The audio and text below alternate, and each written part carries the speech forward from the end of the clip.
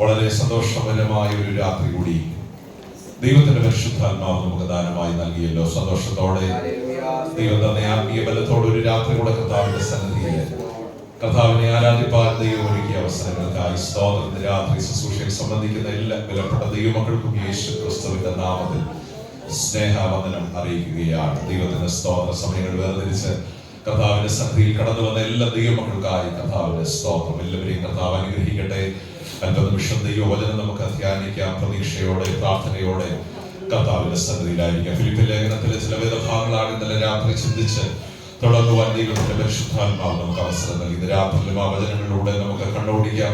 ഫിലിപ്പിയ ലേഖനം 3-ാം അധ്യായം, book of Philippians chapter 3, അതിന്റെ 13 മുതൽ 16 വരെയുള്ള വാക്യങ്ങൾ, വേഴ്സ് 13 to 16.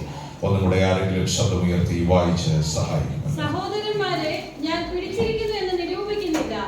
ഒന്ന് ഞാൻ ചെയ്യുന്നു, പിമ്പിലുള്ളത് മറന്നും മുൻപിലുള്ളത് ആഞ്ഞും കൊണ്ട് ക്രിസ്തയേശുവിൽ ദൈവത്തിന്റെ പരമവിളിയുടെ വിരുദ്ധനായി ലാക്കിലേക്ക് ഓടുന്നു. നമ്മിൽ തികഞ്ഞവരൊക്കെ ഇങ്ങനെ തന്നെ ചിന്തിച്ചു കൊള്ളുക.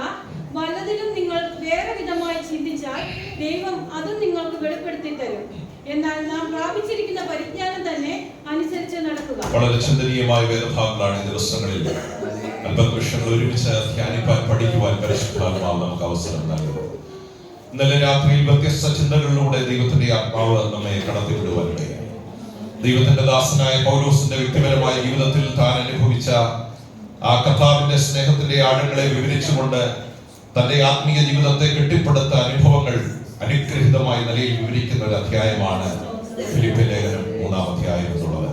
തന്നെ കുറിച്ചുള്ള വ്യക്തിപരമായ ഒത്തിരി പരാമർശങ്ങൾ ഉൾപ്പെടുത്തിക്കൊണ്ട് ആ പരാമർശങ്ങളെ മാറ്റി തന്നെ ക്രിസ്തുവിൽ ഒരു പുതിയ സൃഷ്ടിയാക്കി തീർത്ത ദൈവത്തെ കുറിച്ചുള്ള വാചാലമായ അനുഗ്രഹിക്കപ്പെട്ട ചിന്തകളാണ് ഈ അധ്യായത്തിലുടനീളം നമ്മൾ വായിക്കുന്നത്. ഫിലിപ്പിയ ലേഖനം 3-ാം അധ്യായം നമ്മൾ അടർത്തിയെടുത്ത് പഠിച്ചാൽ പൗലോസ് എന്നൊരു വ്യക്തിയെ ക്രിസ്തുവിൽ ഒരു വ്യക്തിയായി എങ്ങനെ ദൈവം രൂപപ്പെടുത്തി എന്നുള്ളതിന്റെ ഏറ്റവും അനുഗ്രഹിക്കപ്പെട്ട ചിന്തകളാണ് ആ വേദഭാഗങ്ങളിൽ നമ്മൾ ചിന്തിപ്പാനിടയായി തീർന്നത്. ഒരു വാക്കാണ് ഇന്ന് രാത്രിയിൽ അതിൽ നിന്ന് അടർത്തിയെടുത്ത് പ്രധാനമായി സംസാരിക്കാൻ ആഗ്രഹിക്കുന്നത്. ഇന്നലെ രാത്രി ചിന്തിച്ചപ്പോൾ ക്രിസ്തുവിനാൽ പിടിക്കപ്പെട്ട ഒരു വ്യക്തിയെ കുറിച്ച്, പൗലോസ് എന്ന വ്യക്തിയെ കുറിച്ച് ഇന്നലെ രാത്രി ചിന്തിപ്പാൻ ദൈവം നമുക്ക് അവസരം നൽകി. പൗലോസ് പറയുന്ന ഒരു വാക്ക് നമ്മൾ അതിനോട് ചേർത്ത് വായിച്ചു. ഞാൻ പിടിച്ചിരിക്കുന്നു എന്ന് നിരൂപിക്കുന്നില്ല. ഒന്ന് ഞാൻ ചെയ്യുന്നു, പിന്നിലുള്ളത് മറന്ന് മുൻപിലുള്ളതിന് വേണ്ടി ആഞ്ഞുകൊണ്ട് ക്രിസ്തുയേശുവിന്റെ പരമവിളിയുടെ ലാക്കിലേക്ക് ഓടുകയാണ്. ദൈവത്തിന്റെ സ്തോത്രം. ഏറ്റവും അനുഗ്രഹിക്കപ്പെട്ട ഒരു വചനം, തന്റെ ജീവിതത്തെ കുറിച്ചുള്ള ലക്ഷ്യം, ആ കർത്താവ് നൽകിയ ലക്ഷ്യം എന്താണെന്ന് ഇത്ര നന്നായി ഡിഫൈൻ ചെയ്ത വിശദീകരിച്ച ഒരു വാക്യം ബൈബിളിൽ പൗലോസിന്റെ ലേഖനങ്ങളിൽ മറ്റ് ഒരു ഭാഗത്തും ഇല്ല എന്ന് ഞാൻ വിശ്വസിക്കുക. ഒന്ന് ഞാൻ ചെയ്യുന്നു, പിൻപിലുള്ളത് മറന്നുകൊണ്ട് മുൻപിലുള്ളതിന് വേണ്ടി ആഞ്ഞുകൊണ്ട് ക്രിസ്തുയേശുവിന്റെ പരമവിളിയുടെ ലാക്കിലേക്ക് ഓടുകയാണ്. ഇന്നലെ ഓർപ്പിച്ചുണർത്തിയതുപോലെ ഈ ഉപവാസ പ്രാർത്ഥന കഴിയുമ്പോൾ പിന്നിലുള്ള ചിലത് മറന്ന് മുൻപിലുള്ള ചില ലക്ഷ്യങ്ങളെ ആധാരമാക്കി ദൈവത്തിന് സ്തോത്രം. ഒരു വിജയകരമായ ക്രിസ്തീയ ജീവിതം ദൈവം തരുന്ന ഒരു ആയുസ്, അത് എത്ര ദിവസം, എത്ര മാസം, എത്ര നാൾ എന്ന് നമുക്കറിയില്ല. ദൈവത്തിന് സ്തോത്രം. പക്ഷെ പൗലോസിന്റെ ആപ്തവാക്യം നമ്മുടെ ജീവിതത്തിന്റെയും ആപ്തവാക്യമായി മാറണം. എന്താണ്? പിന്നിലുള്ളത് മറന്നുകൊണ്ട് മുൻപിലുള്ളതിന് വേണ്ടി ാഞ്ഞുകൊണ്ട് ക്രിസ്തുയേശുവിന്റെ പരമ വിളിയുടെ ലാക്കിലേക്ക് എന്ത് ചെയ്യുക? ദൈവത്തിന്റെ സ്തോത്രം. ഒരു ദൈവപൈതലിന്റെ ജീവിതത്തെ ഒരു ഓട്ടക്കാരനോട് ഉപമിച്ചുകൊണ്ട്, ട്രാക്കിൽ ഓടുന്ന ഒരു അത്ലീറ്റിനോട് ഉപമിച്ചുകൊണ്ട് പറയുക, ഓടാനുള്ള കൃപ തരാൻ ദൈവം വിശ്വസ്തനാണ്. എത്തേണ്ട സ്ഥാനത്ത് എത്തിക്കാൻ ദൈവം വിശ്വസ്തനാണ്. ആ ഫിനിഷിംഗ് പോയിന്റിൽ എത്തിക്കാൻ ദൈവം. Hallelujah, hallelujah. ഇന്ന് രാത്രി ഞാൻ ഈ വചനമൊക്കെ ഇന്ന് വൈകിട്ട് ധ്യാനിച്ചപ്പോൾ ഇങ്ങനെ ചിന്തിക്കുക, കർത്താവ് ആക്കിയ ഫിനിഷിംഗ് പോയിന്റിൽ എത്തിയാൽ കൈയടിക്കാൻ കോടി കോടി ദൂതന്മാരവിടെ നോക്കി നിൽക്കുക. ഓ ഹല്ലേലൂയ. എബ്രായ ലേഖനത്തിൽ ഒരു വാക്യം നമുക്ക് കാണാൻ അറിയാം, ആകയാൽ സാക്ഷികളുടെ ഇത്ര ഒരു വലിയ സമൂഹം നിങ്ങളുടെ ചുറ്റും നിൽക്കുന്നത് കൊണ്ട് ചേർന്നെന്ന് പറഞ്ഞാണ് സകല ഭാരവും മുറുകെ പറ്റുന്ന പാപവും വിട്ട് നമ്മുടെ മുൻപിൽ വെച്ചിരിക്കുന്ന ഓട്ടം സ്ഥിരതയോടെ ഓടുക. എത്ര മനോഹരമായ വാക്കുകളാണ് പൗലോസ് അവിടെ അവതരിപ്പിക്കുന്നത്. ആ ഫിനിഷിംഗ് ലൈൻ പൂർത്തീകരിക്കണം എന്ന് ആഗ്രഹിക്കുന്ന എത്ര ദൈവമക്കളുണ്ട്. ദൈവം വെച്ച ആ പോയിന്റിൽ ഓടി എത്തിച്ചേരണം. തളർന്നെത്താനല്ല, ക്ഷീണിച്ചെത്താനല്ല, ട്രാക്ക് മാറി ഓടാനല്ല. എന്റെ ദൈവം വെച്ച ഫിനിഷിംഗ് പോയിന്റിൽ എത്തുമ്പോൾ സാക്ഷികളുടെ വലിയൊരു സമൂഹം. ചില നാളുകൾക്ക് മുൻപ് ആ വേദഭാഗം വ്യാഖ്യാനിച്ചപ്പോൾ ഞാൻ ഓർപ്പിച്ച ഒരു കാര്യമുണ്ട്. ഈ സാക്ഷികളുടെ ഒരു ക്ലൗഡ് ഓഫ് വിറ്റ്നസ് എന്ന് ഇംഗ്ലീഷിൽ പറയുന്നത്. സാക്ഷികളുടെ വലിയൊരു സമൂഹം. ഈ സമൂഹം നമ്മളെ പഠിപ്പിക്കുന്ന ഒരു പാഠമുണ്ട്. ചിലർ ഓടി പരാജയപ്പെട്ടു, ചിലർ ഓടി വിജയിച്ചു. ദൈവത്തിന്റെ സ്തോത്രം. ഈ സാക്ഷികളുടെ മുഴുവൻ സമൂഹം നമ്മുടെ മുന്നിലുണ്ട്. തളർന്നവരുണ്ട്, വീണുപോയവരുണ്ട്, പരാജയപ്പെട്ടവരുണ്ട്, ജയിച്ചവരുണ്ട്. നിങ്ങളേത് കൂട്ടത്തിലാകണം? നിങ്ങളേത് കൂട്ടത്തിലാകണം? ജയിച്ചവരുടെ കൂട്ടത്തിലാകണം. ജയിക്കണമെങ്കിൽ ഒറ്റ മാർഗം, സകല ഭാരവും മുറുകെ പറ്റുന്ന ഭാവവും വിട്ട് നമ്മുടെ മുൻപിൽ വെച്ചിരിക്കുന്ന ഓട്ടം. എന്റെ ഓട്ടത്തിന് സ്പീഡ് വേണമെന്ന് ആഗ്രഹിക്കുന്ന എത്ര പേരുണ്ട്? ഈ സ്പീഡിൽ പോയാൽ പോരാ, ഈ പോയതുപോലെ പോയാൽ പോരാ, ഇങ്ങനെ ഒരു ആത്മീയ ജീവിതം നയിച്ചാൽ പോരാ, എനിക്കൊരു വേഗത വേണം. അങ്ങനെ മനസ്സോടെ ആഗ്രഹിക്കുന്ന എത്ര പേരുണ്ട്? ചിലരെ ഇന്ന് രാത്രി കർത്താവ് ചലഞ്ച് ചെയ്യുക. ഇന്നലെ വരെ ജീവിച്ചതുപോലല്ല, ഇന്നലെ വരെ യോഗം കൂടിയതുപോലല്ല, ഇന്നലെ വരെ വിശ്വാസ ജീവിതം നയിച്ചതുപോലല്ല, എനിക്കൊരു പുതിയ വേഗം വേണം.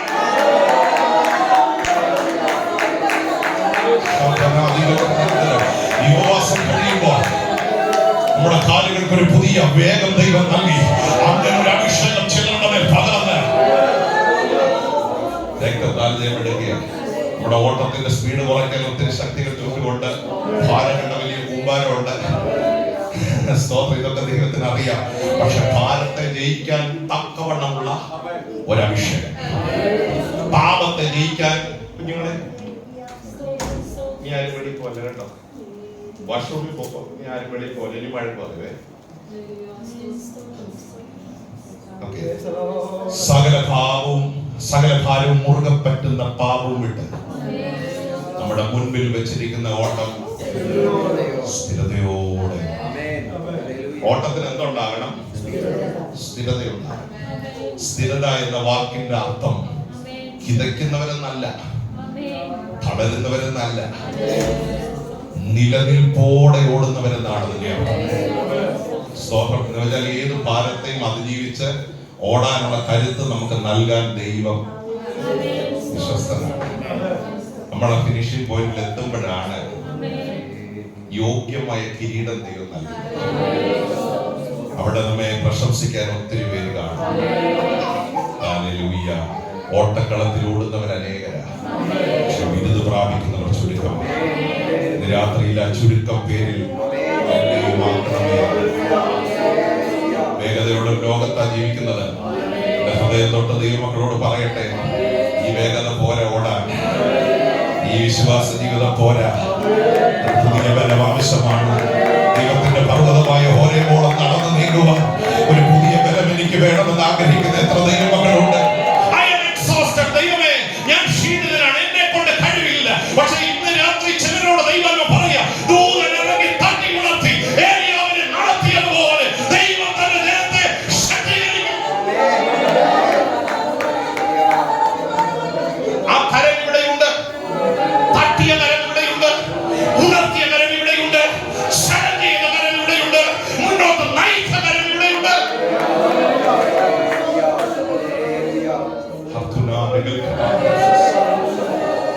ക്രിസ്തുവിനാൽ പിടിക്കപ്പെട്ടിരിക്കുന്നു. എന്റെ മനസ്സിൽ ഈ ദിവസങ്ങളിൽ ഉരുത്തിരിഞ്ഞൊരു ശക്തമായ ആശയമാണ്. I have been held on by Christ. ഇംഗ്ലീഷിൽ മറ്റൊരു ട്രാൻസ്ലേഷൻ apprehended എന്നൊരു പദമാണ്, ഹോൾഡ് എന്നൊരു പദമാണ് കൊടുത്തിരിക്കുന്നത്. എത്ര ശ്രേഷ്ഠമായ ക്രിസ്തുവിനാൽ പിടിക്കപ്പെട്ടിരിക്കുകയാണ്. ദൈവത്തിന് സ്തോത്രം. ക്രിസ്തുവിനാൽ പിടിക്കപ്പെട്ടിരിക്കുക. ഞാൻ ആ വാക്കുകൾ ഒരല്പ നിമിഷങ്ങൾ ധ്യാനിച്ചപ്പോൾ ഇംഗ്ലീഷിൽ കൊടുത്തിരിക്കുന്ന ഹോൾഡ് എന്നൊരു പദം, അതിന്റെ അർത്ഥം പിടിമുറുക്കുക എന്നുള്ളതാണ്. ദൈവത്തിന് സ്തോത്രം. പിടിക്കപ്പെടുക എന്ന് പറഞ്ഞാൽ പിടി മുറുക്കുക എന്നർത്ഥം. സ്തോത്രം. അതിനകത്തൊരു ഇന്നർ മീനിങ് ഉണ്ട്. പിടിക്കപ്പെട്ടവന് ശക്തി കുറവാണ്, പിടിച്ചവന് ശക്തി കൂടുതലാണ്. എന്നാലേ എന്ത് ചെയ്യാൻ പറ്റൂ? യുദ്ധത്തിൽ പിടിക്കപ്പെട്ടു എന്നതിന്റെ അർത്ഥം ആള് വീക്കാന്നതിന്റെ അർത്ഥം. പിടിച്ചാക്ക് എന്തുണ്ട്? നമ്മളെ പിടിച്ചാക്ക് എന്തുണ്ട്? നമുക്ക് ശക്തി.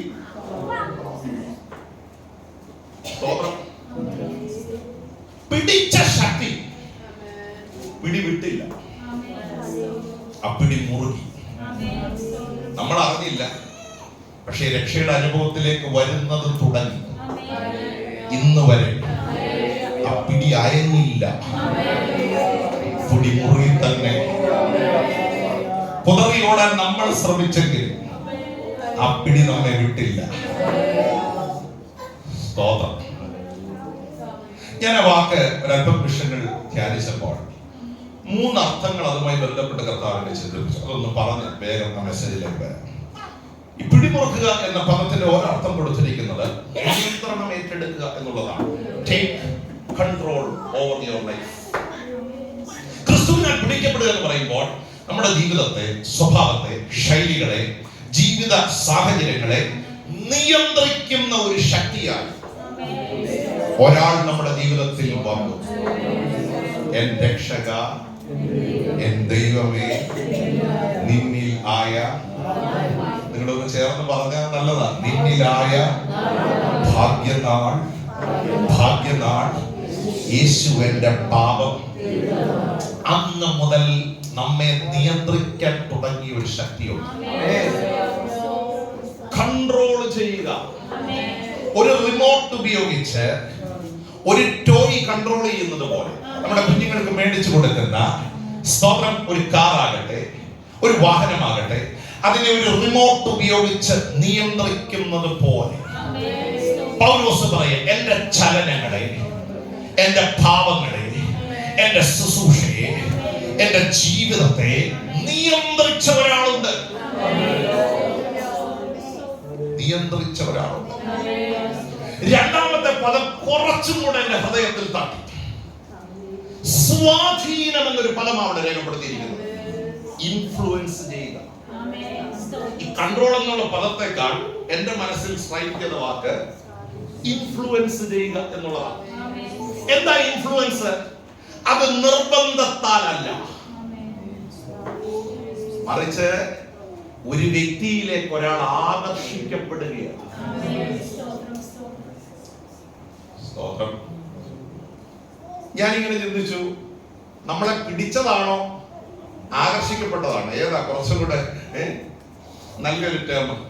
പിടിച്ചെടുത്തതാണോ അതോ നമ്മൾ അറിയാതെ ആ വ്യക്തിയിലേക്ക് ആകർഷിക്കപ്പെട്ടതാണോ? ഏതാ സത്യം? ആകർഷിക്കാത്തവരെ പിടിച്ചെടുക്കും. ഹലോ, ഒതുങ്ങാത്തവരെ,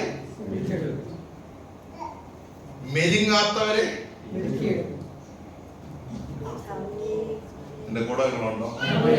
ഏതാ നല്ലത്? ആകർഷിക്കപ്പെടുന്നതാണോ പിടിച്ചെടുക്കുന്നതാണോ? ഈ ആകർഷണത്തിനകത്തൊരു സ്നേഹമുണ്ട്, പിടിച്ചെടുക്കലിനകത്ത് ഒരു അധികാരമുണ്ട്. ഇത് രണ്ടും നമ്മളെ സംബന്ധിച്ചിടത്തോളം ആവശ്യം. നമുക്ക് സ്നേഹവും വേണം, നമുക്ക് കൺട്രോളും വേണം. ഒന്ന് മാത്രമേ ഉള്ളെങ്കിൽ ഇച്ചിരി പ്രശ്നം. സ്നേഹം എന്ത് ചെയ്യും? നമ്മള് മിസ്യൂസ്. സ്നേഹത്തിന്റെ കൂടെ എന്തും വേണം. നമ്മുടെ കുഞ്ഞുങ്ങളെ നമ്മൾ എന്ത് ചെയ്യുന്നു? സ്നേഹിക്കുന്നു എന്നതിന്റെ അർത്ഥം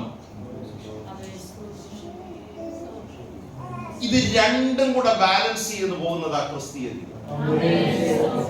സ്നേഹം മാത്രമല്ല, സ്നേഹം ഒത്തിരി കൊടുത്താൽ എന്തായി പോകും? നല്ലതുപോലെ ആരും പറയുന്നില്ലേ? എന്തായി പോകും? നമ്മൾ ഇംഗ്ലീഷിൽ ഉപയോഗിക്കുന്ന ഒരു പദം പാമ്പേർഡ് എന്നൊരു പദം. എന്താ എന്റെ അർത്ഥം?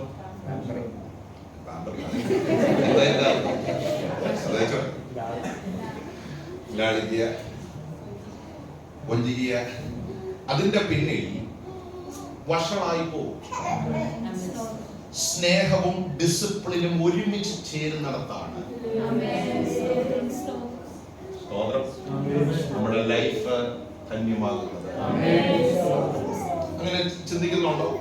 നമ്മുടെ പിതാക്കന്മാർ, മാതാക്കന്മാർ നമുക്ക് സ്നേഹവും തന്നു, ശിക്ഷണവും തന്നു. അങ്ങനെയാണെന്നാണോ അല്ലെന്നാണോ? ഇത് രണ്ടും നമുക്ക്. അപ്പൊ ചോദിക്കാം, ഇതിലേതാ വലുത്? It cannot be separated. ഇത് വേർതിരിപ്പാൻ കഴിയും. വിജയകരമായി ക്രിസ്തീയ ജീവിതത്തിന് ഇത് രണ്ടും ആവശ്യം. പൗലോസ് പറയുക, ക്രിസ്തുവിനാൽ ഞാൻ പിടിക്കപ്പെട്ടു എന്ന് വെച്ചാൽ എന്നെ ആകർഷിച്ച ഒരു കരമുണ്ട്, എന്നെ സ്നേഹിച്ച ഒരു കരമുണ്ട്, എന്നെ ആ സംഗതിയോട് അടുപ്പിച്ച ഒരു കരമുണ്ട്. അടുപ്പിച്ചെന്ന് മാത്രമല്ല, എന്നെ നിയന്ത്രിച്ച ഒരു കരമുണ്ട്.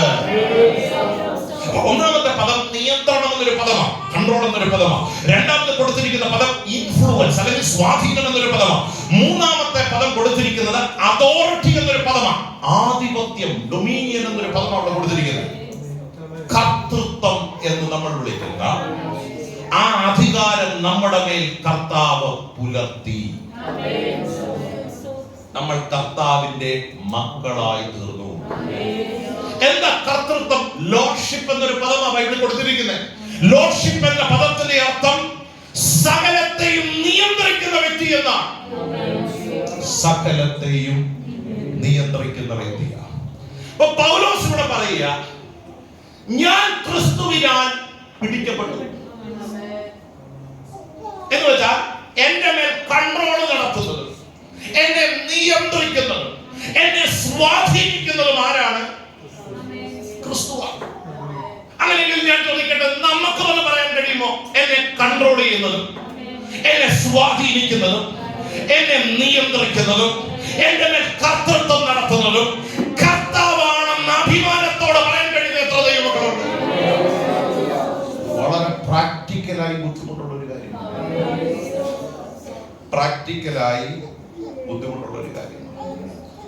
നമ്മൾ ഒട്ടും ആഗ്രഹിക്കാത്ത ഒരു കാര്യമാണ് നിയന്ത്രണം. കോവിഡൊക്കെ വന്ന സമയത്ത് ഓർക്കുന്നുണ്ട്, ഈ മാസ്ക് ഒക്കെ വെക്കുന്ന വലിയൊരു പ്രയാസമാണ്. കാരണം നമ്മളതൊന്നും വെച്ച് എന്ത് ചെയ്തിട്ടില്ല, അതൊരു നിയന്ത്രണം. എന്റെ കൂടെ നിങ്ങളുണ്ടോ? കഴിഞ്ഞ ദിവസങ്ങളിൽ യുദ്ധം വന്നപ്പോ പുറത്തിറങ്ങി നിൽക്കാൻ പാടില്ല. അതെന്താണ്? ഒരു നിയന്ത്രണമാണ്. പക്ഷേ കൃപയാൽ നമ്മളതെല്ലാം അനുസരിക്കും. കാരണം നമുക്ക് ആരെ പേടിയുണ്ട്?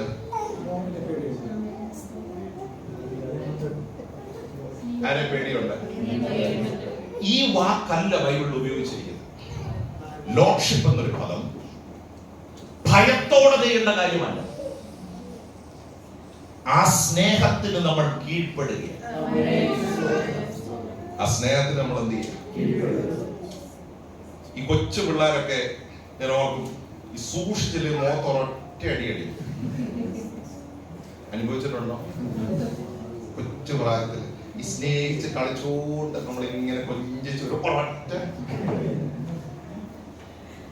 നമുക്ക് നല്ലപോലെ വേദനിക്കും. പക്ഷെ നമ്മൾ തിരിച്ചെന്ത് ചെയ്യത്തില്ല. എന്റെ കൂടെ തിരിച്ച് നമ്മൾ എന്ത് ചെയ്യത്തില്ല. നമുക്ക് അതിനേക്കാൾ ശക്തിയിൽ അടിക്കാൻ അറിയാം, പക്ഷേ ചെയ്യത്തില്ല. ചെയ്യാത്തതിന്റെ കാര്യം നമുക്ക് ആ കുഞ്ഞിനോട് എന്തുണ്ട്? അങ്ങനെയെങ്കിൽ കർത്താവും പലപ്പോഴും നമ്മളെ അടിക്കാത്തതിന്റെ കാര്യം ശക്തിയില്ലാഞ്ഞിട്ടല്ല. നമ്മൾ ഇത്രയും ഉള്ളെന്ന് ആർക്കറിയാം? ശരിക്കും അടി കിട്ടിയിരുന്നെങ്കിൽ, നമ്മൾ ഈ ഓരോന്നിനും പിള്ളേരെ അടിക്കുന്ന പോലെ ദൈവം നമ്മളെ അടിച്ചിരുന്നെങ്കിൽ, അവൻ നമ്മുടെ പാപങ്ങൾ പൊത്തോണം നമ്മളോട് പകരം ചെയ്യാത്തൊരു ഒരു വാക്കിന് ശിക്ഷ ഉണ്ടായിരുന്നെങ്കിൽ. സ്തോത്രം. അന്ന് ദൈവാസം എന്ന് പ്രസംഗം പറഞ്ഞു, അന്ന് ഒരു വാക്കിൽ പിഴച്ചാൽ ഒരു ആട്ടിൻകുട്ടിയെ കൊടുക്കണം. കേട്ടായിരുന്നു അത്? അതോ തിരക്കിൽ ഇങ്ങനെ ഓടുകയായിരുന്നു? ഒരു വാക്കിൽ പിഴച്ചാൽ ഞാൻ ഓർക്കുക, അങ്ങനെയൊക്കെ നമ്മളായിരുന്നെങ്കിൽ എങ്ങനെ രക്ഷപ്പെട്ടു? മിക്കവാറും ഹമദിലെ ശമ്പളം മുഴുവൻ എന്തിനാ ഉള്ളായിരുന്നു?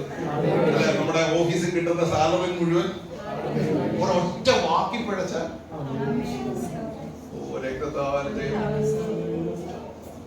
തിരിച്ചടിക്കാൻ അറിയാനിട്ടല്ല.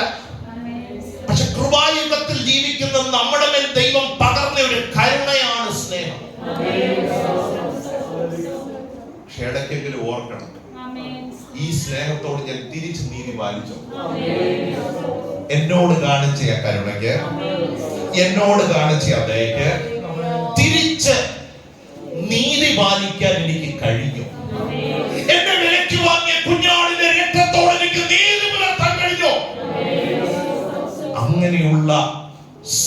ഇൻട്രോസ്പെക്ഷൻ, സ്വയം വിലയിരുത്തലുകളാണ് ഈ ഉപവാസ പ്രാർത്ഥനകൾ. പിടിക്കപ്പെടുക എന്ന പദത്തിന്റെ 3 വാക്കുകൾ നിങ്ങളെ ഓർപ്പിച്ചു. 1 നിയന്ത്രണം ഏറ്റെടുക്കുക, 2 സ്വാധീനം, 3 ആധിപത്യം എന്നൊരു പദമാണ്. ഈ പദം ഒന്ന് ശാന്തമായി പഠിച്ചപ്പോൾ അതിന് മൂലഭാഷയിൽ കൊടുത്തിരിക്കുന്ന ഒരർത്ഥം ഹോൾഡ് എന്നൊരു പദമല്ല, അപ്രിഹെൻഡ് എന്നൊരു പദം. ശ്രദ്ധിച്ചു കേൾക്കണേ. അപ്രിഹെൻഡ് എന്ന പദത്തിന് അർത്ഥം അറസ്റ്റ് ചെയ്യപ്പെടുക എന്നുള്ളതാണ്. ശ്രദ്ധിക്കണം, എങ്കിലേ ആ വാക്ക് നമുക്ക് മനസ്സിലാകും. അറസ്റ്റ് ചെയ്യപ്പെടുക. കുറ്റം ചെയ്ത ഒരാളെ അല്ലേ നമ്മൾ എന്ത് ചെയ്യുന്നത്? ഒരു നിയമം ലംഘിച്ച ഒരു വ്യക്തിയാണ് നമ്മൾ എന്ത് ചെയ്യുന്നത്? അറസ്റ്റ്. എന്താ അറസ്റ്റിന്റെ പ്രത്യേകത? ആ വ്യക്തിയുടെ സഞ്ചാരം, ജീവിതം എല്ലാം നിയന്ത്രിക്കുക എന്നാണ് അതിന്റെ അർത്ഥം. സ്തോത്രം. വീട്ടിൽ പാർക്കാൻ കഴിയില്ല, ആഗ്രഹിച്ചതുപോലെ ജീവിക്കാൻ കഴിയില്ല, ഇഷ്ടമുള്ള ഭക്ഷണം കഴിക്കാൻ പറ്റില്ല. നിയന്ത്രണം നമ്മുടെ മേൽ എന്ത് ചെയ്യുക? ഞാൻ ഇങ്ങനെ ചിന്തിക്കുക, ഈ പൗലോസ് അങ്ങനെ അറസ്റ്റ് ചെയ്യപ്പെട്ട ഒരു വ്യക്തിയല്ലേ? ദമസ്കോസിന്റെ പടിവാതിൽക്കൽ അധികാരപത്രവുമായി കടന്നുപോയ ഒരു മനുഷ്യനെ സൂര്യനെ വെല്ലുന്ന തേജസ്സിൽ ഇറങ്ങി വന്ന് ആ ദൈവത്തിന്റെ മഹത്വം വെളിപ്പെടുത്തി ഒരു പദ്ധതിക്ക് വേണ്ടി രൂപപ്പെടുത്തുകയാണ്. പൗലോസിന്റെ ചില പ്രത്യേകതകൾ ഇന്നലെ ഓർപ്പിച്ചു. ഇസ്രായേലിയനായ ഒരു മനുഷ്യൻ, എബ്രായരിൽ നിന്ന് വന്നവരൊക്കെ എന്ന് പറഞ്ഞ് എബ്രായരിൽ നിന്ന് ജനിച്ച എബ്രായ, 8-ാം നാൾ പരിച്ഛേദനയേറ്റവൻ, പരീക്ഷന്മാരിൽ പരീക്ഷ. ദൈവത്തിന്റെ സ്തോത്രം. അടുത്തത് ബെന്യാമിൻ. ഈ കാര്യങ്ങളൊക്കെ ഇന്നലെ രാത്രി നമ്മൾ ജഡത്തിൽ പ്രശംസിക്കാൻ ഒത്തിരി കാര്യങ്ങൾ ആർക്കുണ്ട്? ഒരു ഫാരിസി, അന്നത്തെ നിയമ സംവിധാനത്തിൽ, നീതി നിയമ സംവിധാനത്തിൽ ഒരു വലിയ സ്ഥാനം വഹിച്ച ഒരു മനുഷ്യൻ, സിൻഹദരിൻ സംഘത്തിലെ ഒരു അംഗം. പക്ഷെ ആ മനുഷ്യൻ സൂര്യനെ വെല്ലുന്ന തേജസ് തന്റെ മേൽ വെളിപ്പെട്ടപ്പോൾ അന്ന് താൻ തിരിച്ചറിഞ്ഞൊരു കാര്യമുണ്ട്: ഞാൻ വെറും സീറോ ആണ്. ഒരു തേജസ് അങ്ങോട്ട് വെളിപ്പെട്ടേ ഉള്ളൂ. കണ്ണു കാണാൻ പറ്റാതെ, നടക്കാൻ പോലും പറ്റാതെ, ആരുടെ സഹായവും ഇല്ലാതെ മുന്നോട്ട് പോകാൻ കഴിയാതെ, ദൈവത്തിന്റെ സ്തോത്രം, ദൈവത്താൽ പിടിക്കപ്പെട്ട ഒരു വ്യക്തിയായി പൗലോസ്. ഞാൻ ചോദിക്കട്ടെ, ഇഷ്ടപ്പെട്ട് കർത്താവിന്റെ പിന്നാലെ പോയതാണോ? അല്ല. സ്വാധീനിക്കപ്പെട്ടു പോയതാണോ? പിടിച്ചെടുത്തത്.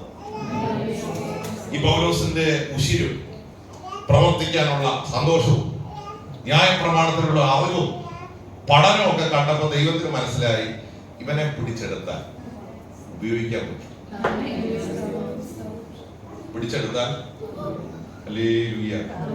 ഞമ്മളെ മനസ്സിലാകുന്നുണ്ടോ? പണ്ടൊരു ദൈവാസം പറഞ്ഞത്, ഈ SFIക്കാർക്കും DYFIക്കാർക്കും ഭയങ്കര ആവേശം. നിങ്ങൾ കണ്ടിട്ടുണ്ടോ? ഇനി കോൺഗ്രസ്സുകാർ അടി കണ്ടാൽ എന്ത് ചെയ്യും? പെട്ടെന്ന് അവരെ പെട്ടെന്ന് പിടിച്ചിരിക്കത്തില്ല. പക്ഷെ അവർ ഇച്ചിരി കൂടെ ഉശിര് കൂടുതലാണ്. കണ്ടിട്ടുണ്ടോ? കുറച്ചാണ് രാഷ്ട്രീയ പ്രവർത്തനം നടത്തുന്നത്. എനിക്ക് മനസ്സിലാവും. കുറച്ച് നാളൊക്കെ ഉണ്ട്. ദൈവം അതിന്ന് പിടിച്ചെടുത്താണ് എന്നെ. ഈ ഉശിരൊക്കെ കാണുമ്പോ ഒരു ദൈവാസം പറഞ്ഞു, ഇവരെയൊക്കെ കർത്താവിന്റെ വേലയ്ക്ക് കിട്ടിയിരുന്നെങ്കിൽ ദൈവത്തിന് ഇവരെ എന്ത് ചെയ്യാൻ പറ്റും? ഈ വാശിയും ചുണയും ഈ ആവേശവും അടിക്കണം എന്ന് പറയുന്ന, നെഞ്ചു വിരിച്ച് കാണിച്ചു കൊടുക്കുന്ന ഈ തീഷ്ണതയൊക്കെ ഒന്നും ദൈവത്തിന് കിട്ടിയിരുന്നെങ്കിൽ, ദൈവത്തിന് ഇവരെ ദൈവത്തിന് മനസ്സിലായി, പൗലോസ് എന്നൊരു മനുഷ്യൻ ശുഷ്കാന്തിയുള്ള, തീഷ്ണതയുള്ള, ഒരു തീവ്രവാദിയായ ഒരു മനുഷ്യൻ. ഇവരെ പിടിച്ചെടുത്ത ഉപയോഗിക്കാൻ പക്ഷെ ഞാനൊന്നും ആ കാറ്റഗറി വന്നതല്ല, കൃപയാ കയറി വന്നതാണ്. പൗലോസിന്റെ എന്തെങ്കിലും ഗുണമുണ്ട്. സ്തോത്രം. ഗമാലിയലിന്റെ പാതപീഠത്തിൽ ഇരുന്ന് പഠിച്ച ആളാ, അന്നത്തെ ഏറ്റവും ടോപ്പ് യൂണിവേഴ്സിറ്റിയിൽ റാങ്ക് മേടിച്ച ആളാ, ദൈവത്തിന്റെ സ്തോത്രം നന്നായി എഴുതാൻ അറിയുന്ന ആളാ, ലേഖനം എഴുതാൻ പറ്റുമെന്ന് ദൈവത്തിന് മനസ്സിലായി, തീക്ഷ്ണതയുള്ള ആളാ, കടിച്ചു തീർന്ന ചെന്നായി എന്ന് വെച്ചാൽ തന്റെ ഇടത്തോടെ നെഞ്ചി വിരിച്ച് എന്തോ ഫേസ് ചെയ്യാനുള്ള തന്റെ ഇടമുണ്ട്. അപ്പം ദൈവത്തിന്റെ സ്തോത്രം, പൗലോസിനെയൊക്കെ അങ്ങനെ പിടിച്ചെടുത്തതാ. നമ്മളൊക്കെ കൃപയാൽ വന്നു കയറിയതാണ്. ദൈവത്തിന്റെ ദയയാൽ നമ്മൾ പോലും അറിയാതെ ഈ കൃപയിലേക്ക് ദൈവം നമ്മളെ ശ്രദ്ധിച്ചേ. അങ്ങനെ പിടിച്ചെടുക്കുമ്പോൾ ആമേൻ. എന്നെ കുറിച്ചും നിങ്ങളെ കുറിച്ചും ദൈവത്തിനൊരു ലക്ഷ്യമുണ്ടായിരുന്നു. തോന്നുന്നുണ്ടോ? ഒന്ന് ചിന്തിച്ചേ. പിടിച്ചെടുക്കുമ്പോ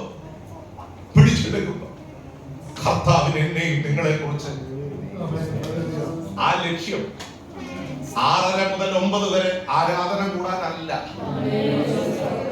ഒരു ഉപവാസ പ്രാർത്ഥനയിൽ വന്ന് അറ്റൻഡ് ചെയ്യാനല്ല,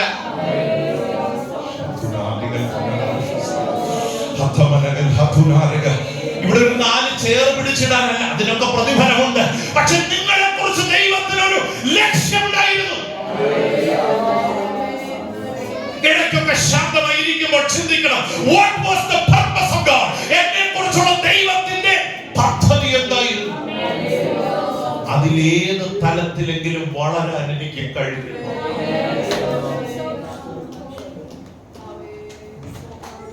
ഇത് രാത്രി നിങ്ങളോട് ഞാൻ ചോദിക്കട്ടെ, ദൈവത്തിന് എന്നെ കുറിച്ചൊരു പ്ലാൻ ഉണ്ടെന്ന് വിശ്വസിക്കുന്ന എത്ര പേര്?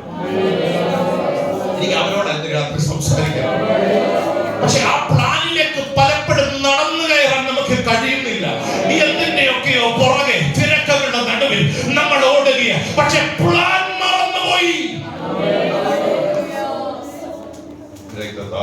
ഇന്ന് രാത്രി ചിലരെ കർത്താവ് ചലഞ്ച് ചെയ്യുകയാണ്. നിന്നെ കുറിച്ച് ദൈവത്തിനൊരു പദ്ധതിയുണ്ട്. പിടിച്ചെടുത്തത് വെറുതെയല്ല, നിയന്ത്രിച്ചെടുത്തത് വെറുതെയല്ല, ഈ രക്ഷയകത്ത് പകർന്നത് വെറുതെയല്ല. അതിന്റെ പിന്നിൽ ദൈവത്തിനൊരു പദ്ധതിയുണ്ട്. അത് തിരിച്ചറിയുക. ആ തിരിച്ചറിവ് പൗലോസിന് ഉണ്ടായപ്പോഴാണ് പറയുന്നത്, ഇന്നലെ എനിക്കത് ചെയ്യാൻ പറ്റിയില്ല, പക്ഷെ ഞാൻ ഒരു കാര്യം ചെയ്യാം, പിന്നിലുള്ളത് മാറുന്ന മുൻപിലുള്ളതിന് വേണ്ടി ആഞ്ഞുകൊണ്ട്. ഖത്തറിൽ വന്നിട്ട് 10 വർഷമായി കാണും, 8 വർഷമായി കാണും, 15 വർഷമായി കാണും. പക്ഷെ ഒരു ചാൻസ് ദൈവം തരിക. പിന്നിലുള്ളത് മറന്ന് മുൻപിലുള്ളതിന് വേണ്ടി ആഞ്ഞുകൊണ്ട് ക്രിസ്തുയേശുവിന്റെ പരമവിളിയുടെ ലാത്തിലേക്ക് ഓടാം. ഇന്ന് രാത്രി എത്ര പേർ തയ്യാറാകും? ചിലപ്പോ ഇങ്ങനെയുള്ള അവസരങ്ങൾ എപ്പോഴും ദൈവം നമുക്ക് തരത്തില്ല. ദൈവമക്കളെ, ശാന്തമായി വചനം കേൾക്കണം. ചൂണ്ടുവലക പോലെ ഇന്ന് രാത്രി ചിലരോട് പറയുക, പിന്നിലുള്ളത് പലതും ഇന്ന് രാത്രി നീ മറന്നു, പക്ഷെ മുൻപിലുള്ളത് ലക്ഷ്യമാക്കി ഓടാൻ റെഡിയാണെങ്കിൽ ഒരു പുതിയ ബലം തന്ന് നിന്നെ ആൾ മാറിയവരാക്കി തീർത്ത് ആ ദൈവത്തിന്റെ പദ്ധതിയിലേക്ക്. ഓരോ കുടുംബത്തെ കുറിച്ച് ദൈവത്തിനൊരു പ്ലാനുണ്ട്. ഓരോ തലമുറയെ കുറിച്ച് ദൈവത്തിനൊരു പ്ലാനുണ്ട്. ഓരോ സഹോദരിമാരെ കുറിച്ച് ദൈവത്തിനൊരു പദ്ധതിയുണ്ട്. ഓരോ സഹോദരന്മാരെ കുറിച്ച് ദൈവത്തിനൊരു പ്ലാനുണ്ട്.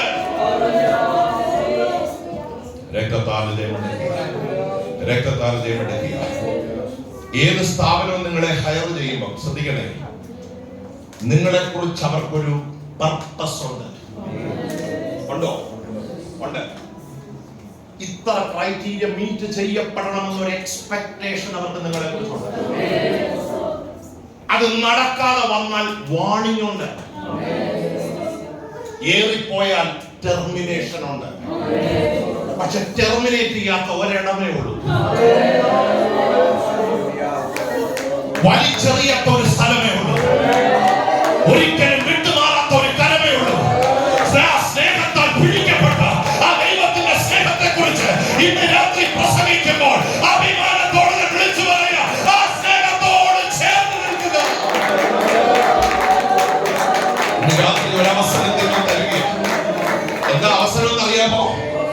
വലിച്ചെറിഞ്ഞു കളയാനല്ല, റെഡിയാണെങ്കിൽ forgetting the past and aiming for what is there. നിന്റെ മുൻപിലുള്ള ലക്ഷ്യത്തിന് വേണ്ടി ഓടാൻ തയ്യാറാണെങ്കിൽ ആ പദ്ധതിയിലേക്ക് ദൈവം നമ്മളെ കൊണ്ടുപോകും. ദൈവത്തിനൊരു പ്ലാനുണ്ട്. 20-30 വർഷം ഖത്തറിൽ താമസിച്ച് ഒരു കൊച്ചു വീട് വെച്ച് കുഞ്ഞുങ്ങളെയൊക്കെ പഠിപ്പിച്ച് ലക്ഷ്യസ്ഥാനത്ത് ഒരു നല്ല ബെറ്റർ ലൈഫ് അവർക്ക് ഒരുക്കി കൊടുത്തത് ഒരു സെൻഡ് ഓഫ് മേടിച്ച് പോകാനല്ല. എത്ര പേര് യോജിക്കുമെന്ന് എനിക്കറിയില്ല.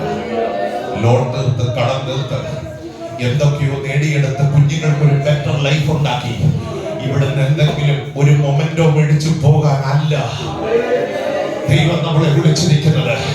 We are being held on by the love of Christ. ക്രിസ്തുയേശുവിന്റെ സ്നേഹത്താൽ ഞാൻ പിടിക്കപ്പെട്ടു.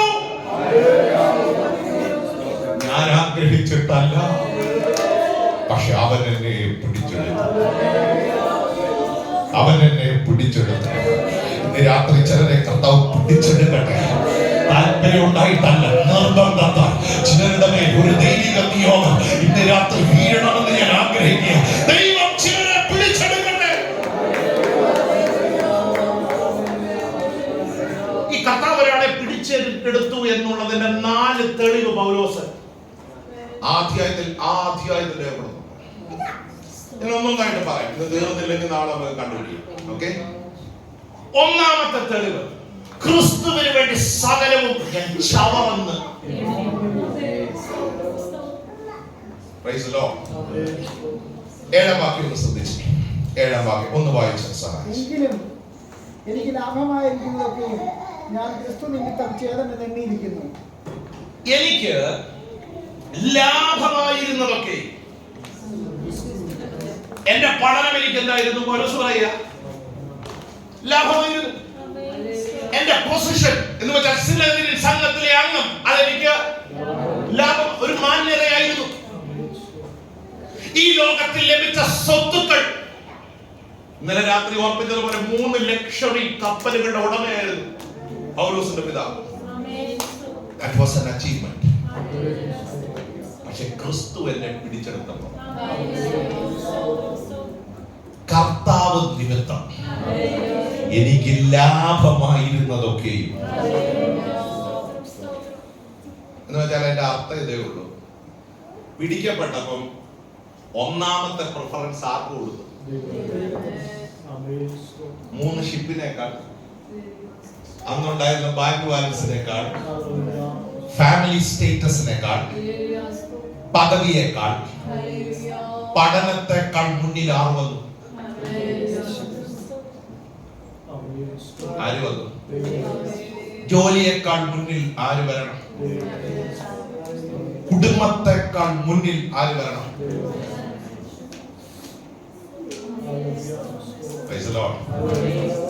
ഓർഡർ എങ്ങനെ? ഒന്നാമത് ഓർഡർ ഒന്ന് ഫിക്സ് ചെയ്യാം. ഫിക്സ് ചെയ്തിട്ട് പോകാൻ പറ്റുന്നുണ്ട്. 1-ാം സ്ഥാനം ആർക്കാ? സത്യമേ പറയാവൂ. 1-ാം സ്ഥാനം ആർക്ക് കൊടുക്കണം? ദൈവത്തിന് കൊടുക്കുമ്പോൾ സഭയ്ക്കുണ്ട്, ആത്മീയ കാര്യങ്ങൾക്കുണ്ട്. 1-ാം സ്ഥാനം നമ്മൾ എന്ത് ചെയ്യുക? 2-ാം സ്ഥാനം എന്തിനാ നമ്മുടെ ജീവിതത്തിൽ? അത് ഓർഡർ ഒന്ന് സെറ്റ് ചെയ്തിട്ട് നമുക്ക് പോകാൻ ഞാൻ പറഞ്ഞതുകൊണ്ട് എല്ലാവരും ശാന്തമായി. ഇനി അപകടമാണ്. 2-ാമത്തെ പ്രിഫറൻസ് എന്തിനായിരിക്കും? മാതാപിതാക്കൾ. ഓക്കെ, നമുക്ക് ഇങ്ങനെ ഒറ്റ വാക്യം പറയാം, ഫാമിലി. ജോലിയേക്കാൾ പ്രിഫറൻസ് എന്തിനായിരിക്കണം? എല്ലാവരും ശാന്തമായി. സ്തോത്രം. എന്തിനായിരിക്കണം? 1-ാം സ്ഥാനം ആർക്കായിരിക്കണം? ഇതിലായിരിക്കണം. 2-ാമത്തെ പ്രിഫറൻസ് ആരായിരിക്കണം? ദൈവം തന്ന ബന്ധങ്ങൾക്കായിരിക്കണം. 3-ാം സ്ഥാനം എന്തിനായിരിക്കണം? അത് ദൈവം ഏൽപ്പിച്ച ദൗത്യത്തിന്. ജോലി ഒരു ദൗത്യമാണ്, ദൈവം തന്ന ഒരു നിയോഗമാണ്. പക്ഷെ പലപ്പോഴും ഓട്ട സ്ലോ ആകും കാര്യം, 3-ാമതിരിക്കേണ്ട കാര്യം 1-ാമത് വരും. ഏതാ 3-ാമത്തെ കാര്യം?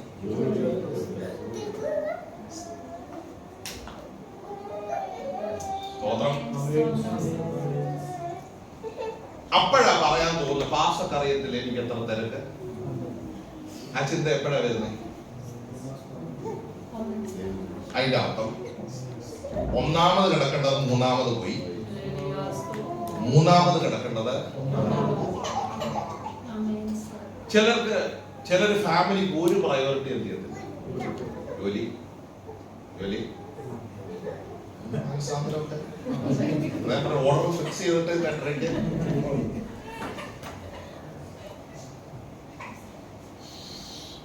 ശരിയാണോ? ദൈവം തന്ന ബന്ധങ്ങൾ, മാതാപിതാക്കളുണ്ട്, കുടുംബമുണ്ട്, സഹോദരി ആ ബന്ധത്തിന് എന്ത് കൊടുക്കണം? കണ്ടോ, ഈ 3/4 മണിക്കൂർ നല്ല തേജസ് വന്ന ദൈവമക്കൾ പെട്ടെന്ന് ശാന്തമായി, സ്വിച്ച് ഓഫ് ആക്കിയ പോലെ. ഞാൻ അങ്ങനെ ഉണർവ് പ്രസംഗം മാത്രം നടത്തി പോയാൽ ശുശ്രൂഷ വിജയിക്കുന്നില്ല. ഈ പലപ്പോഴും അപകടം മൂന്നാമത്തെ പ്രിഫറൻസ് ഒന്നാമത് വരും. ഇതകത്ത് കയറിയാൽ നമ്മുടെ മുഖത്ത് നോക്കിയാൽ പിന്നെ മറ്റെല്ലാത്തിനോടും എന്തായിരിക്കും നമുക്കൊരു താല്പര്യക്കുറവ്. വെറുപ്പെന്ന് ഞാൻ പറയുന്നില്ല, ഒരു താല്പര്യക്കുറവാണ്. ഇവിടെയാണ് ഒരു ആത്മീയ ജീവിതം പരാജയം. ശ്രദ്ധിക്കണം, ജോലി ഒരു ദൗത്യമാണ്. ഈ ജോലിയൊക്കെ സൗകര്യന്മാരുണ്ട്. ഹാൻഡ് ഓവറിന് എത്ര സമയം എടുക്കും? നമുക്ക് ഇഷ്ടമല്ലെങ്കിൽ നമ്മളത് ചെയ്യും. പക്ഷെ പലപ്പോഴും ആരാധന ഒരു 10 മിനിറ്റ് നീണ്ടാകും. എന്തുണ്ടാകും? ഇവിടെ കുഴപ്പമില്ല. ഞങ്ങളൊക്കെ പലയിടത്ത് ചെല്ലുമ്പോൾ ചിലപ്പോൾ വാ പുറത്ത് നമ്മളെ കാണിക്കും, വയറ് തിരുമി നമ്മളെ മര്യാദയ്ക്ക് വിടുക ആശാനെ. എന്റെ കൂടെ ഗുണമുണ്ടോ? സ്തോത്രം. എന്ത് നഷ്ടപ്പെട്ടു? എന്ത് നഷ്ടപ്പെട്ടു? പ്രയോറിറ്റി അനുസരിച്ചാണ് അതിന് പ്രാധാന്യം വരുന്നത്, അല്ലേ? പ്രയോറിറ്റി കൊടുക്കുന്ന കാര്യത്തിനായിരിക്കും നമ്മൾ ഏറ്റവും അധികം സമയം എന്ത് ചെയ്യുന്നത്. ഒന്നാം സ്ഥാനം എന്തിനു കൊടുക്കണം? റെഡിയാക്കാമോ?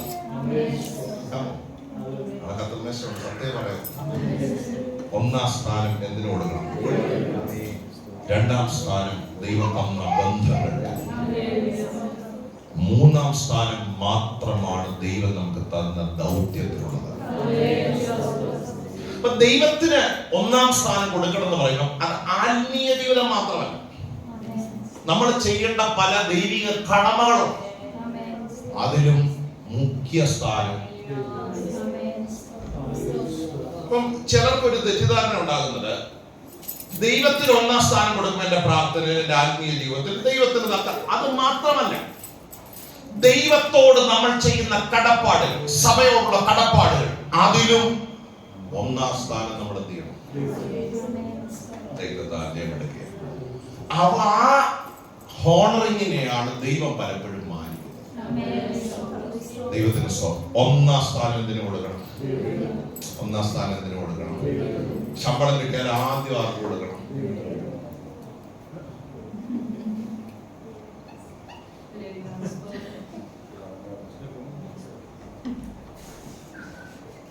പോയോ? ഇവിടെ ഉണ്ടോ?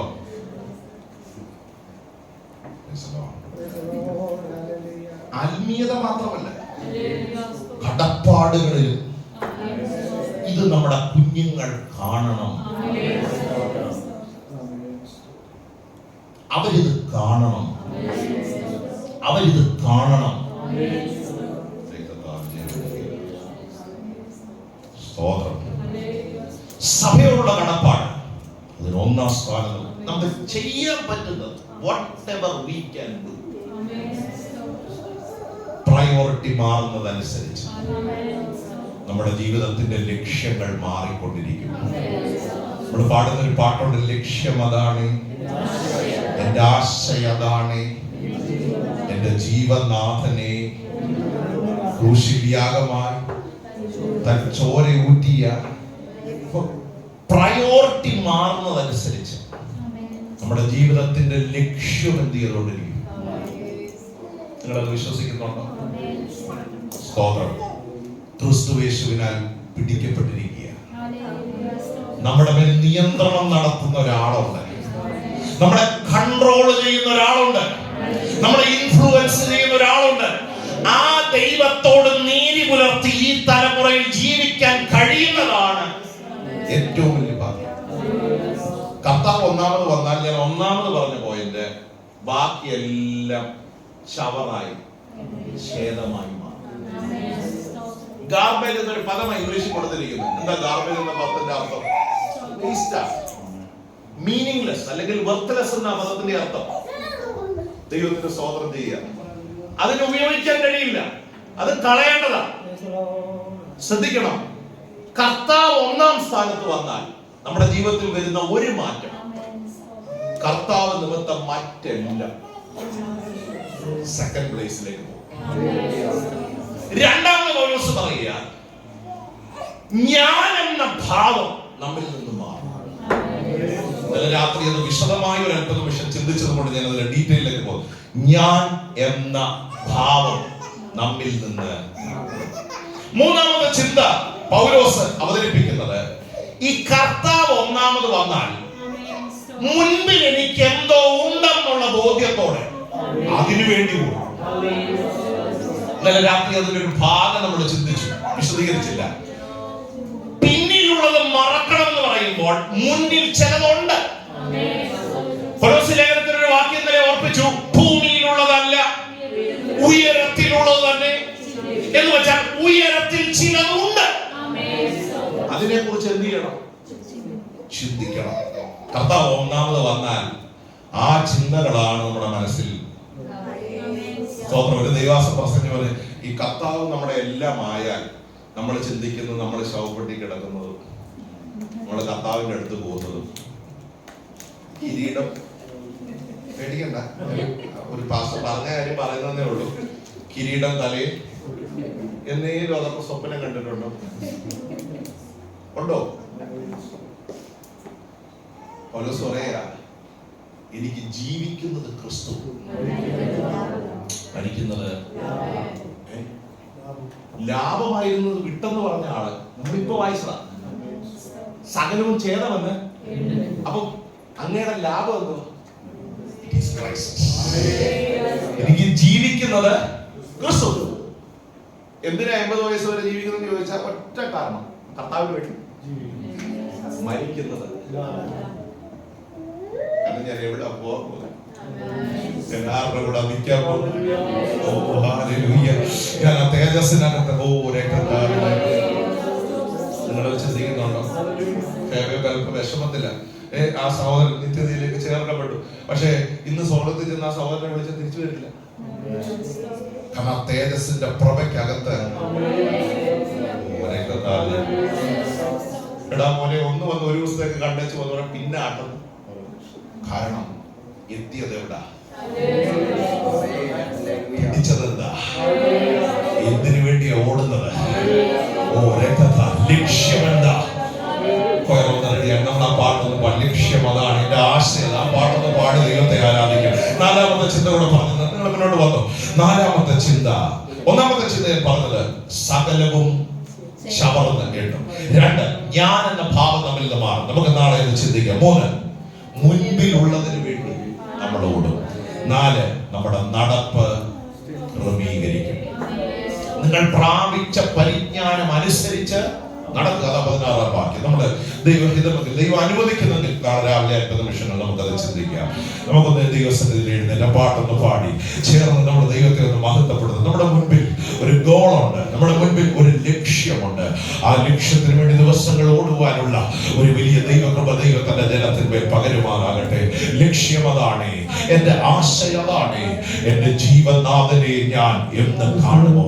എന്റെ ദൈവമേ, എന്റെ മുൻപിലുള്ള ലക്ഷ്യം സഫലീകരിക്കുവാൻ, ആ ഫിനിഷിംഗ് പോയിന്റിൽ എത്താൻ എനിക്ക് അങ്ങയുടെ സഹായം വേണം. അങ്ങനെ ആഗ്രഹിക്കുന്ന എത്ര ദൈവമക്കളുണ്ട്? എനിക്ക് ആ എത്തണ്ടേ, ആ പോയിന്റിൽ എത്താൻ ഓടുവാനുള്ള വേഗത എനിക്ക് വേണമെന്ന് ആഗ്രഹിക്കുന്ന എത്ര ദൈവമക്കളുണ്ട്? എന്നെ കുറിച്ച് ദൈവം ആഗ്രഹിക്കുന്ന അപ്ലാൻ എന്നിൽ നിറവേറപ്പെടാൻ, എന്നെ ഉപയോഗിക്കണമെന്ന് ആഗ്രഹിക്കുന്ന എത്ര ദൈവമക്കളുണ്ട്? ചേർന്ന് പാടി ആത്മാവിന്റെ നിറവിൽ 50 നിമിഷങ്ങൾ ദൈവത്തെ നമുക്ക് ആരാധിക്കാം. ഹല്ലേലൂയ.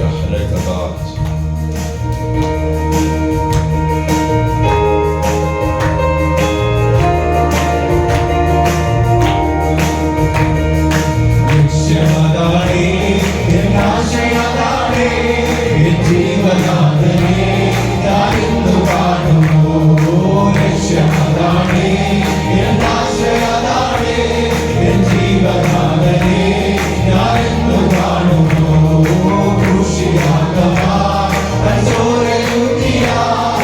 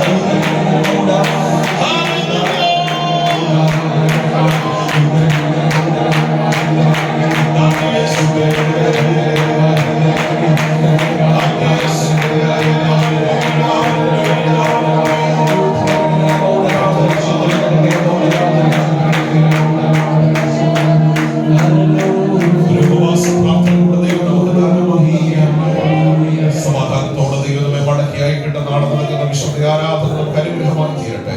കർത്താവിന്റെ മേശ എല്ലാ ശുശ്രൂഷകളും ദൈവനാമ മഹത്വത്തിനായി തീരട്ടെ. ജനത്തെ കർത്താവ് കൂട്ടിമുടുത്തട്ടെ. രാത്രി കേട്ട വചനം നമ്മുടെ ജീവിതത്തിൽ ഒരു പത്യോപദേശമായി മാറുവാൻ നമ്മെ സമർപ്പിച്ച് പ്രാർത്ഥിക്കാം.